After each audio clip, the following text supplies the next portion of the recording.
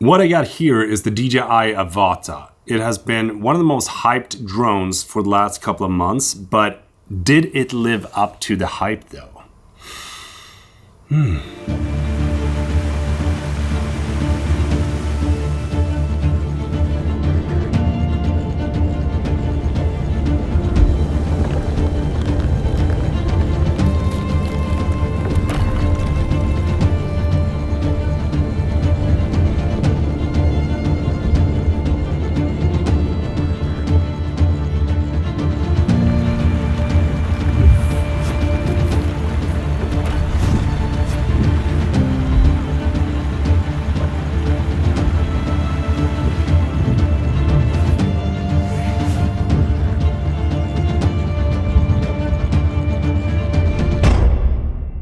Hey!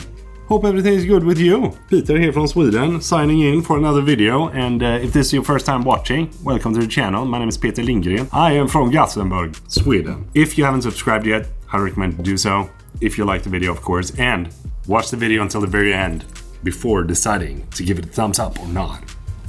Today we're going to dive into FPV, and more specifically, the DJI AVATA. AVATA. I don't really know how to say it, but in Swedish I say it's AVATA, so I might just stick with that. It sounds awesome. To be completely honest, FPV has never been on my list of things that I felt that I wanted to learn. But a couple of months back, DJI reached out and said that they were dropping a new product and asked me if I wanted to document the entire process of actually learning how to fly an FPV drone. I was very intrigued by that question. If you know me, then learning new stuff and diving head in 100% into something is one of my biggest flaws and also strengths, because I love learning new stuff and I go 100% all in whenever I do so. And I made an entirely separate video on the process of how to actually get started flying with an FPV drone and what you need to think of. But in this video, we're going to cover all the different aspects of this drone that I've come to know during the course of these months, because I didn't want to release this video on the launch date because I didn't feel that I had enough time to actually drop a video like this. But now that I've gotten to know it, I've tried it, I've flown all the different modes, I've tried all the different controllers, the camera, the stabilization. Not only have I enjoyed the process of actually using this drone, but I also feel confident about dropping this kind of video. When it comes to the design and build quality, what kind of struck me the first thing when I saw the drone was that it is small. It is way smaller than the previous drone, and it's actually smaller than the Mavic 3 as well, even though it is not foldable. But I would still say that it is portable, because you can fit it down into a camera bag. You can even strap it like on the back of a camera bag like this if you want to bring it with you. It makes it easier to bring on the FPV whenever you're out traveling, rather than just having a big ass drone in your camera bag that takes up way too much space. The drone itself feels extremely sturdy, especially when you look at the prop guards and you look at the kind of like roll cage that you got going on here all the way around. It feels like the battery is definitely tight in there. The camera is a little bit protected by the edges here on the front. And if you compare it to something like the Mini 3, you can definitely see that there's a size difference, but you can also see the strength of the AVATA, because you don't have the foldable arms, you don't have nothing like that. Looking at the camera size, you can see that the Mini 3 has a little bit beefier camera. This is more of a wide field of view camera, so they are completely different in that sense. We're gonna dive in more to that later in the video. And comparing this to the old FPV drone, you can definitely see that this is more sturdy, it's more, protected in the sense, but the other one is also more powerful than this drone. Not that this drone doesn't have power, because oh my god, does it have power. There is multiple screws here and on each motor, here and here, that you can remove if you were to crash. So I really hope that DJI are going to drop the possibility to actually replace the different things on your own if that happens. I'm not that much of an enthusiast when it comes to building my own drone, but I do think that this is a good step in the right direction, because then you can fix it if it breaks, and you always have the thought in the back of your head like, if something happens, I'm screwed. But if you have an extra motor, then you can always save your drone by applying that, or an extra prop guard, or that kind of stuff. And looking at the overall design of the drone, I honestly think it looks great. That is something that DJI never fails at. Everything that they design looks fantastic. What about flying this thing then? Well, you have two options basically. The first thing that you have is the motion controller, which is actually a very intuitive way of controlling a drone. And the cool thing with the motion controller is how simple it actually makes flying an FPV drone for anyone. Is it a good chair? Not so very stable, but for a panic situation, yes. How many times would you say that I've let you fly a drone? 2 times. I was afraid I would crash. How do you feel about using goggles to fly? I don't know. It's gonna be very interesting. It's the worst test pilot ever. I think it's gonna go good.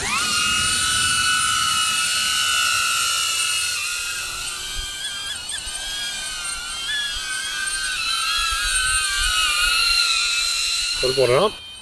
How does it feel? I don't know. Ser du någonting? Yes. Om du håller i den utan att trycka på någonting, testar du att svänga. Känner du? That's how you turn.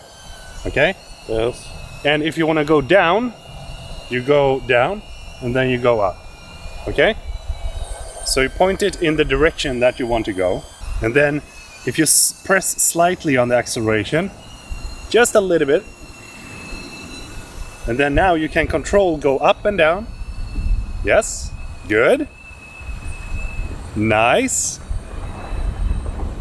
And then you turn the other way around.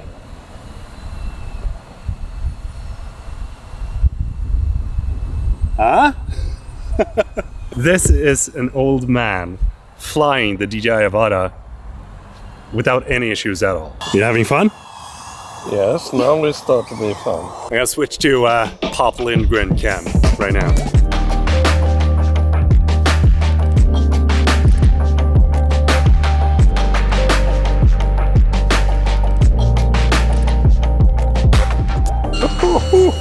How did you feel? First time flying FPV? It was very nice and funny after a while. Was it easy flying with this? Yes. Piece of cake. When you start flying, the motion controller is your best bet because it's so simple to fly with. Anyone can do it. I mean, if my dad, who's 65 years old, can fly this with the motion controller, then that kind of goes to show how intuitive it is to fly with this. When you're flying with the motion controller, one thing that is very important to know is that you can't go into manual mode. You have to stay within like sport and neutral mode. It's also probably entirely impossible to go into manual mode with something like this because you need to have complete control of things. And I think that that is one of the key things that I like with this drone. Anyone can start, you know? Anyone can pick this up and just start flying. I think that that is very cool. When you're flying around in normal mode, everything goes kind of slow, but it's a very good way to get into flying the actual drone. When you start to feel more and more comfortable with flying normal mode or neutral mode, then that is when you should jump up to sport mode. What happens then is that the drone goes faster, it tilts forward way more, and you can feel the turns and twists that is coming with flying an FPV drone, but you also got to pay way more attention to how you're actually flying the drone. To be able to enable the manual mode though, you need to use the FPV controller. I don't think it would be even possible to fly manual mode with this because you would crash, trust me. And before you actually start flying in manual mode, you got to unscrew the joysticks so that they are not like going back and you can see how loose they are. You do that here in the back in this hole and that hole. The reason that you want to do this is because you are controlling everything when you are flying in manual mode. You're controlling the thrust, the tilt, the pitch, the yaw, everything that the drone usually does for you, you are in control of when you jump into manual mode. And going into manual mode is hard, like really hard. And that is coming from someone that has been flying drones for 4 years before trying manual FPV. And when you compare like sports mode towards manual mode, I wouldn't say that those are anything similar because you still have so much assist when you're flying in sports mode compared to manual mode. So if you really want to get into FPV flying and manual mode, then I don't recommend you to start training in sport mode. I recommend you to go straight to manual mode, but get comfortable using the drone in neutral mode and sport mode first, because when you have the goggles on and everything else, then it feels very strange to get used to everything that is going on. I mean, I got so much motion sickness before I got used to actually flying. More importantly, when you jump into manual mode, don't do it without the simulator. Just don't. No. And when it comes to simulators, there's multiple different ones that you can find and download online, but one of the easiest way to get started with FPV and one of the best ways, in my opinion, is to use the DJI Virtual Flight. What is good with that is that you just connect your phone to your goggles and then start up the remote, you start up the goggles, and then you can start practicing in manual mode or in sports mode if you want with the goggles on you. And that gives you the feeling of actually flying in real life, but you're not risking your drone. And it definitely takes some time to get used to how to fly with the goggles and with the controller and, you know, figuring out like how you twist and turn your head when you're in the simulator. And I remember the first time that I jumped into the simulator with manual mode, I legit thought that something was wrong. I didn't think that I was doing it right. Like, there has to be something wrong with my controller because I just crashed. I just flipped over. I just moved over here and I didn't understand the physics of what was going on in the simulator. But one thing to think of when you're flying in a simulator is if the camera is angled straight ahead like this, then what is going to happen if you push the throttle is that the drone is just going to go up. So what you have to do when you're flying in manual mode in the simulator as well is that you have to angle your camera upwards so that when you level the drone and push the thrust, then it starts to go forward. This is a very strange thing to get used to if you are used to flying regular drones, because then everything is kind of adjusted to you when you're flying. So you don't have to think about these things. But when you're flying manual, again, you are in the control of everything. It's kind of hard to say how much time that you actually need to spend in simulator. It totally depends on how quickly you get used to it. But I would say that I spent a good like 10 to 12 hours in the simulator before I actually felt comfortable with flying outside in manual mode. And when you start flying in manual mode, one of the most important things, in my opinion, is that you start with the pinch. I started with the regular like thumb flying, and this is not something that I recommend because it's just gonna give you very shaky footage. I had a friend tell me like, you gotta start pinching the joysticks, otherwise you're never gonna get smooth footage. And as soon as I started doing this, everything started to feel more comfortable as I was flying as well. So if you're starting out, start with this grip, because this is gonna give you the most like responsive actions, because not only do you have multiple different muscle inputs from 4 fingers instead of 2, but also you can pinch it harder and softer depending on what you're flying and where you want to go. And when you're moving outside to fly it for the first time, one thing that you got to consider is all the factors that comes into play in real life, such as the wind that is not in the simulator, the weight of the drone might be a little bit different, and all the obstacles that are actually in the real life that might not be an issue when you're flying in the simulator. But then again, the build quality of this drone makes it a lot more intuitive and less frightening to fly than the previous one, I think, because I've been testing out both, and I gotta say that this makes me feel a lot more confident in that I actually dare to fly in a little bit more risky situations than I was with the previous one. And as I was trying it out inside and outside, I think I crashed like 15 to 20 times, but it still worked. Like, it didn't take a beating. It worked flawlessly with all the different crashes that I did. But the more comfortable that you get with flying the drone, you also push it beyond its limits. And when I was in Iceland, I did crash straight into the dirt when I was trying to get a cool shot off a car. Unfortunately, the drone didn't really take it that well. It still worked. The battery just flew out, a motor got hurt, and the prop guard, but I mean, like, I sent it off to DJI and they fixed it for like $100. And I also had an incident where I was flying straight into a tree branch and one of the motors came straight off because it was a really rough tree branch, like straight into the motor, like gone, just like that. But everything kind of depends on how hard that you actually hit the thing that you're crashing into, because a few days ago I was flying and crashing into a tree branch and nothing happened. The drone literally just smacked dead on and then just flew down into the grass, and I could start flying like 2 minutes later. But as I said, the more comfortable that you get with flying the drone, the more risks you will take. And I highly recommend you to think about the risks before you take them. Can you afford the risk that you're taking? If you can, take the risk. If you can't afford it, don't take the risk, because it is so easy to crash when you're in manual mode. There's like no assist. The only thing that you have on the remote, which I love by the way, is this switch right here. So when you are in manual mode and you feel like something is going to happen, bam, just flick it back, the drone goes into neutral mode and it just stops. Like it takes back the control of the drone. You don't have to think about controlling it. That is like a kill switch. I've always wanted to say the word kill switch. I think it sounds so good. And it makes you feel even more confident that you can save yourself from really tricky situations. When you're buying this drone,